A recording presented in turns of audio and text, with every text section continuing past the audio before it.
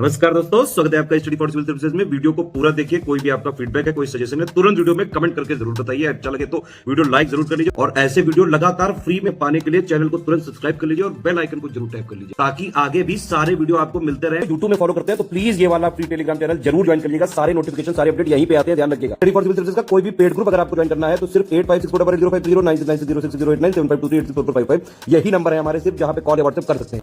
Instagram पे हमारा page जरूर फॉलो कर लीजिएगा, study for civil dot services है। ट्विटर पे हमको जरूर फॉलो कर लीजिएगा, @study for civils है। सारे क्वेश्चन अटेम्प्ट करिए और स्कोर अपना तुरंत कमेंट करके बताइए।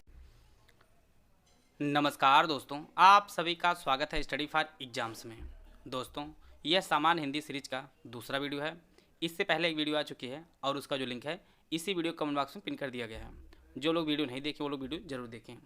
वीडियो शुरू करने से पहले आपको बताना चाहता हूँ, UPPSC RO, BO, UPPCS prelims सहित हमारे कई पेड ग्रुप चल रहे हैं। अगर आप इन पेड ग्रुप को लेना चाहते हैं तो दिए गए नंबर पर कॉल कर जानकारी प्राप्त कर सकते हैं। तो दोस्तों, देखते हैं हम लोग पहला प्रश्न। यहाँ पे 4 वर्ण दिया गया है, आपको बताना है इसमें किसकी मात्रा नहीं होती है।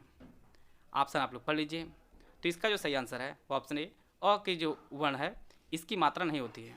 बाकी इसकी जो मात्रा होती है वो इस प्रकार होती है, ऊ की इस प्रकार की होती है और ओ की मात्रा इस प्रकार की होती है। तो इस प्रश्न जो आंसर होगा वो आपका अ होगा। ऑप्शन बी इसका सही आंसर है। आते हैं अगला प्रश्न लोग। प्रतिकूल में कौन सा समास है? बहुब्रीहि, अव्ययी भाव, तत्पुरुष या कर्मधारय। तो इसका जो सही आंसर है वो ऑप्शन बी अव्ययी भाव समास है प्रतिकूल में। इसमें जो है पहला पद अव्यय होता है, तो यह जो प्रति शब्द है यह एक अव्यय शब्द है। तो इस प्रकार जो है अव्ययी भाव समास है इसमें। आते हैं अगला प्रश्न लोग। यहाँ पे 4 वर्ण दिया गया है, इसमें आपको बताना है कौन सा वर्ण वृत्तमुखी है, ए, ओ, अ या अ। तो इसका जो सही आंसर है ऑप्शन बी अ जो है एक वृत्तमुखी वर्ण है। वह स्वर जिनके उच्चारण में होठ वृत्तमुखी या गोलाकार होते हैं उन्हें वृत्तमुखी कहा जाता है। इसमें आपका उ आता है, दीर्घ उ आता है, ओ आता है और अ आता है।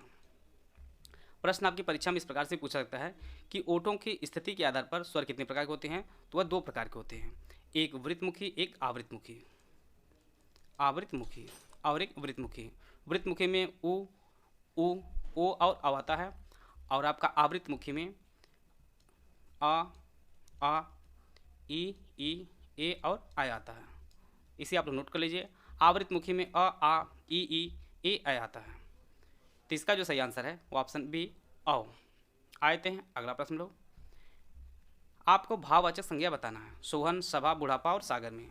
तो इसका जो सही आंसर है वो ऑप्शन सी बुढ़ापा जो है यह एक भाववाचक संज्ञा है।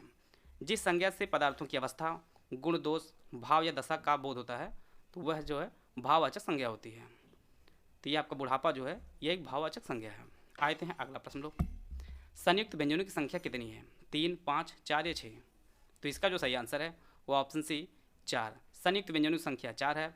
उनमें आपका छत, त्राई, ज्ञा और स्रा, यह 4 जो वर्ण है यह आपके संयुक्त व्यंजन है। तो इसका जो सही आंसर है ऑप्शन सी 4। आते हैं अगला प्रश्न लोग। स्वर संधि कितने प्रकार की होती हैं? प्रश्न आपकी परीक्षा में सीधे जो है डेटा पूछा जा सकता है, 3, 5, 4 या 6।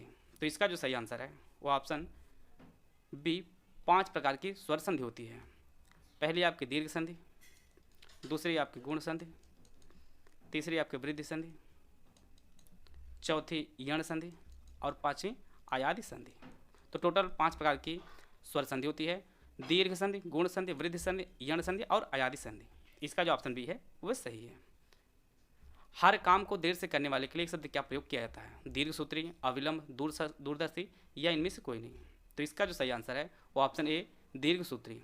हर काम को देर से करने वाले के लिए जो एक शब्द प्रयोग होता है वो आपका दीर्घ सूत्री होता है। दूरदर्शी जो प्रयोग होता है वो दूर तक की बातें जो सोच लेता है उसके लिए शब्द प्रयोग होता है वो आपका दूरदर्शी होता है। आते हैं अगला प्रश्न लोग।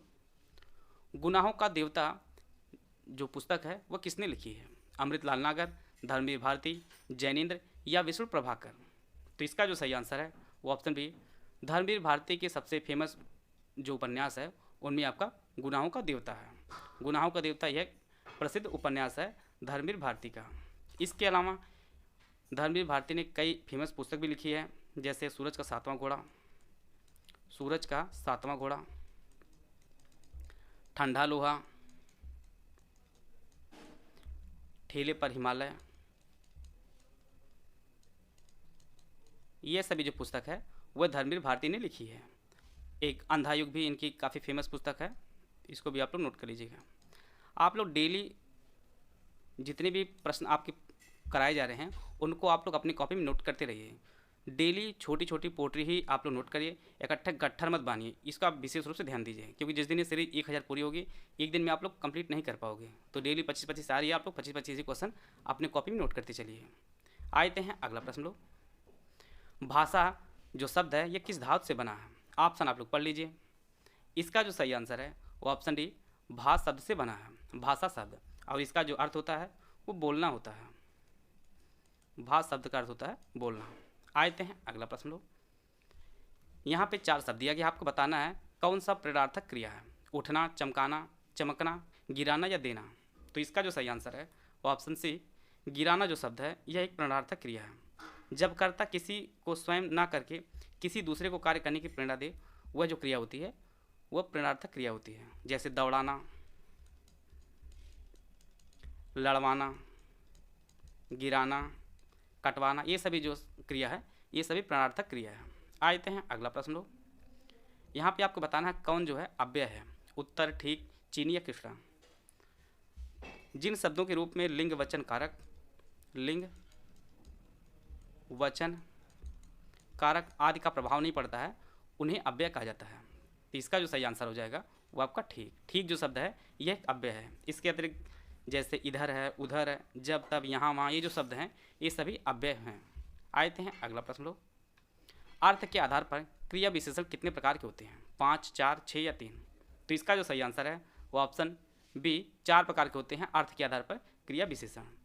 पहला आपका रीतिवाचक क्रिया विशेषण, दूसरा आपका कालवाचक क्रिया विशेषण, तीसरा आपका स्थानवाचक क्रिया विशेषण और चौथा आपका परिमाणवाचक क्रिया विशेषण। तो टोटल 4 प्रकार के क्रिया विशेषण होते हैं अर्थ के आधार पर। इसका जो ऑप्शन बी है वो सही है। श्री गणेश जो शब्द है इसका विलोम क्या होगा? श्री राधा, इत श्री, विनाश या आरंभ। श्री गणेश का अर्थ होता है किसी चीज़ को प्रारंभ करना और इसका जो विलोम होता है वह इति श्री होता है। इसका जो ऑप्शन बी है वह सही है। आते हैं अगला प्रश्न लोग, गरिमा का विलोम आपको बताना है। अंधकार, लघिमा, घृणा या नीचता। तो इसका जो सही आंसर है वो ऑप्शन बी, लघिमा। गरिमा का जो अर्थ होता है महत्व, गौरव, इसका अर्थ होता है और इसका जो विलोम होता है लघिमा। लघिमा मतलब लघु या छोटे होने की अवस्था या भाव को जो है लघिमा कहा जाता है। गरिमा का विलोम आपका लघिमा होता है। आते हैं अगला प्रश्न लोग, जंगल में लगने वाली आग के लिए एक शब्द क्या प्रयोग होता है? दावानल, जठरानल, बड़वानल, इनमें से कोई नहीं। तो इसका जो सही आंसर है वो ऑप्शन ए, दावानल कहा जाता है। जंगल में लगने वाली आग के लिए जो एक शब्द प्रयोग होता है वह दावानल होता है। जठरानल जो पेट की आग होती है, पेट की आग के लिए एक शब्द प्रयोग होता है जठरानल। और जो पानी में आग लगती आग है या समुद्र में जो आग लगती है उसके लिए जो शब्द प्रयोग होता है वो बड़वानल होता है। ये तीनों फैक्ट आप लोग नोट कर लीजिएगा। आते हैं अगला प्रश्न लोग, रामचरितमानस की जो रचना है वह किसमें की गई है? ब्रज भाषा, अवधी, तमिल या संस्कृत। तो रामचरितमानस की रचना अवधी भाषा में की गई है। इसका जो ऑप्शन बी है वो सही है। और यह 16वीं शताब्दी में तुलसीदास ने इसकी रचना की है। सबसे इंपॉर्टेंट फैक्ट आप लोग नोट कर लीजिए, इसे सबसे पहली बार जो प्रकाशित किया गया था 1810 में, और यह कोलकाता में सबसे पहली बार प्रकाशित किया गया था, कोलकाता में। यह अगर आपकी परीक्षा में सबसे टफ लेवल का प्रश्न पूछेगा तो यही प्रश्न पूछ सकता है कि रामचरितमानस का सर्वप्रथम जो प्रकाशन किया गया था कब या कहाँ किया गया था? तो इसका सर्वप्रथम प्रकाशन 1810 में कोलकाता में किया गया था रामचरितमानस का, और जिसकी रचना अवधी भाषा में तुलसीदास ने की थी 16वीं शताब्दी में। आते हैं अगला प्रश्न लोग, संविधान में हिंदी को क्या कहा गया है? राजभाषा, मातृभाषा, राष्ट्रभाषा, इनमें से कोई नहीं। तो इसका जो सही आंसर है वो ऑप्शन ए, संविधान में हिंदी को राजभाषा कहा गया है। और इसका जो उल्लेख है वह संविधान के आर्टिकल 343(1) में इसे वर्णित किया गया है। और इसमें कहा गया है कि भारतीय संघ की राजभाषा हिंदी है और लिपि देवनागरी है। लिपि देवनागरी है, देवनागरी है।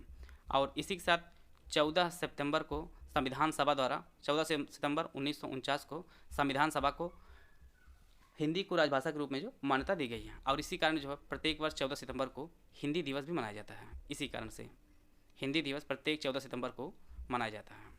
आते हैं अगला प्रश्न लोग, समुद्र मंथन करने का अर्थ क्या होता है? ऑप्शन आप लोग पढ़ लीजिए। इसका जो सही आंसर है वो ऑप्शन डी, कठोर परिश्रम करना।